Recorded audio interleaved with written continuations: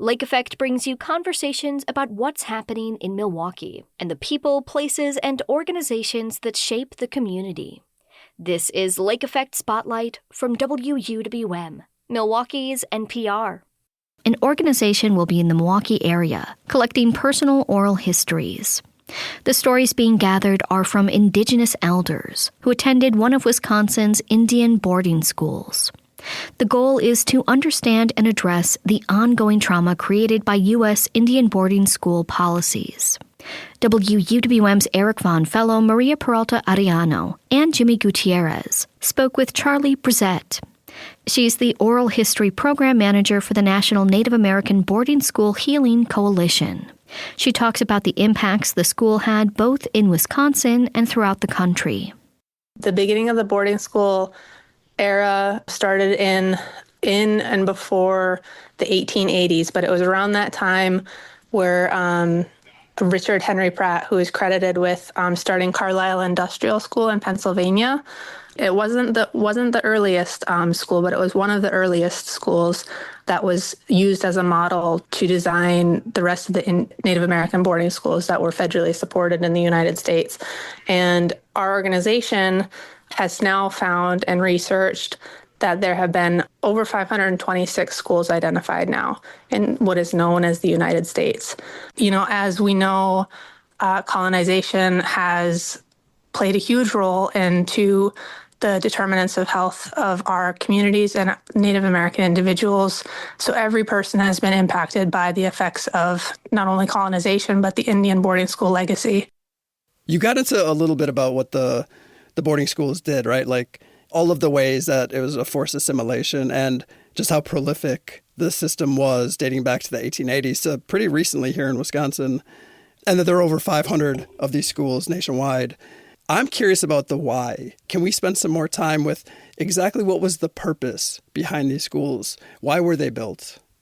So it's going to depend kind of on which sources you're taking information from, but there were multiple reasons for these schools, and the biggest thing is to erase an entire race of people and to eradicate a culture and an entire group of people. Sometimes we say it was our American Indian genocide. It was also part of the land grab, you know, by weakening communities, by separating families, separating and destroying family units. It made communities easier to target for land grab initiatives. It's so multifaceted. It's really unimaginable, the breadth of the effects of not just boarding schools, but boarding schools were part of a larger system, right, to erase and eradicate people. Anything that has to do with colonization is a painful history to tell, and it can take a lot of strength and courage to tell those stories and tell those experiences with it. So with the project and the nature of how violent that these schools were, why is it important to record and preserve those stories from the survivors themselves? That is a wonderful question. The first thing that I will say is because this is the true history. This is the truth coming directly from those that attended these institutions. And so we know it is the truth because it's exactly what has happened to them. And so we need to preserve these histories so that they don't get lost and that they're not forgotten and that they're recorded and preserved for not only their family's legacy and their own legacy, but for generations to come. There can be profound healing that comes from sharing one story. And we see that on a regular basis with our oral history project. Walk me through what a day looks like as far as someone who is coming in to share this experience with you. Sure. When they come in, when they arrive, we have a welcome room set up. We try to make it a very warm and inviting room. There's windows to see nature. We have different staff members there who are available to sit and visit and share coffee and share refreshments and things like that. Part of the intake process is an informed consent. And then they go from that into portrait photography, where they will have a professional portrait taken. And these portraits are absolutely stunning. And the survivor and relative will get a copy of their portraits, and they'll also get a copy of their interview as well, which is super important to know. From the portrait photography, they go into the interview space. And in the interview room, it is closed to the public. So it's just the interviewer, the videographer, and the oral historian, unless the survivor brings a support person, which they're allowed to do. There's a list of questions that we are comfortable sending ahead of time so people can review them and get comfortable with them. But sometimes we don't make it through all the questions. Sometimes people skip some questions, and that's totally okay.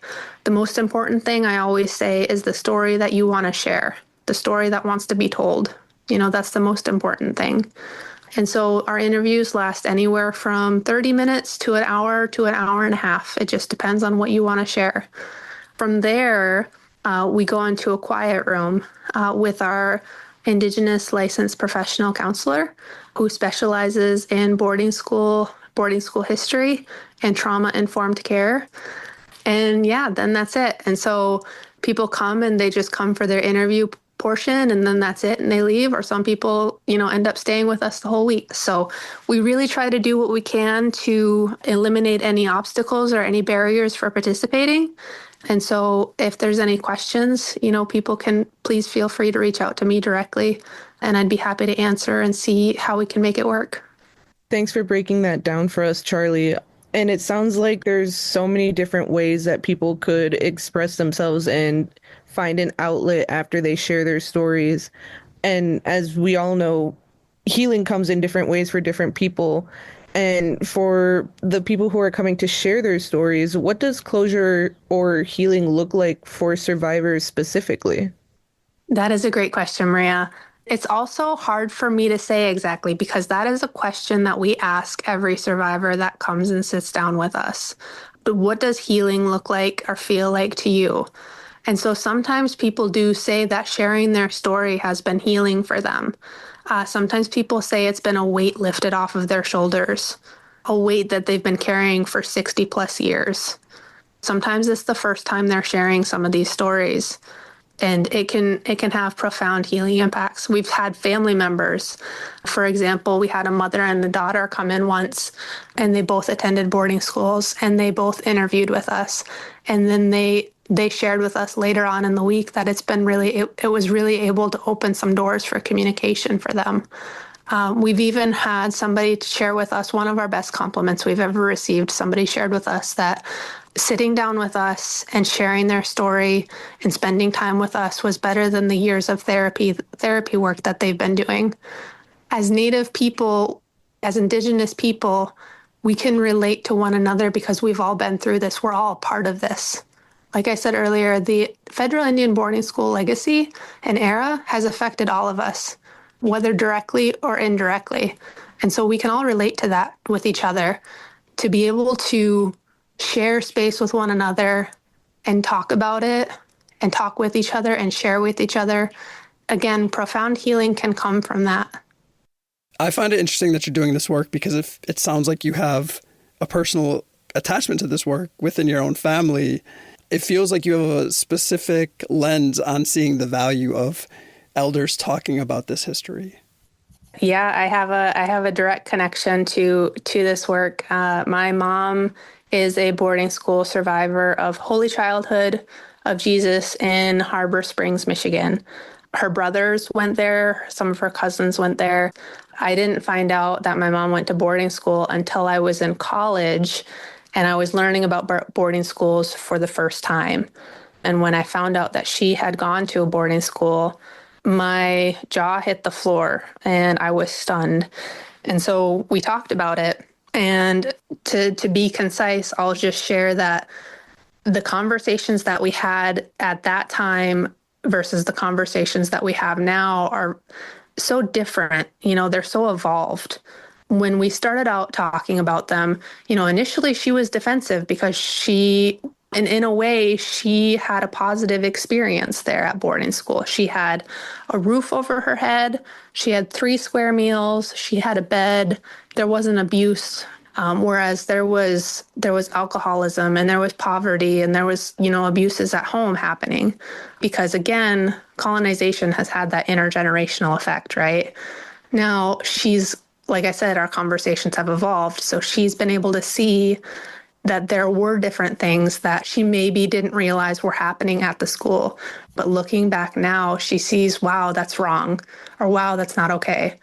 I remember one time we were having a conversation, and this was just a couple years ago, and she told me that they washed her hair in kerosene when she first got there. I looked at her and I said, Mom, that's not normal. That's not okay. And she's like, you know what? You're right. That's not normal. And we see that, with our oral history project and the stories that we hear, we see different stories from all different angles and all different perspectives. We want to hear everybody's story. We want to hear the good and the bad and everything in between, because again, everybody's story deserves to be heard. But it's definitely had a direct impact on my family. And then doing this project, working on this oral history project, has had a profound healing impact on not only myself, but my family as well. It's impacted our family in a positive way. And for someone who's been doing this work for so long and so passionately, what would you want people to know about the survivors who are sharing their stories? And I'm also interested in what you would want people to know about the survivors who chose not to. The first thing that comes to mind for me is there's a strong sense of courage and strength that it takes to share one story, because this process can get into some very, very vulnerable spaces. What I will say for those that have interviewed with us is just that they are exactly that. They are survivors, and they are strong. They are incredible individuals, incredible human beings. And each one has a story, and even those relatives that haven't been called to share, maybe it's just not their time yet, and that's okay. And we honor that. Everybody's at a different place in their journey. This is just an opportunity. And if it comes at the right time, then it's coming at the right time.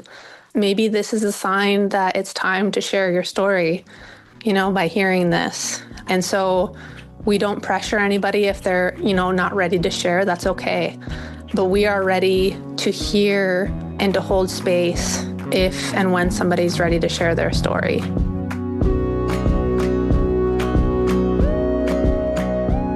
That was Charlie Brissett, Oral History Program Manager for the National Native American Boarding School Healing Coalition.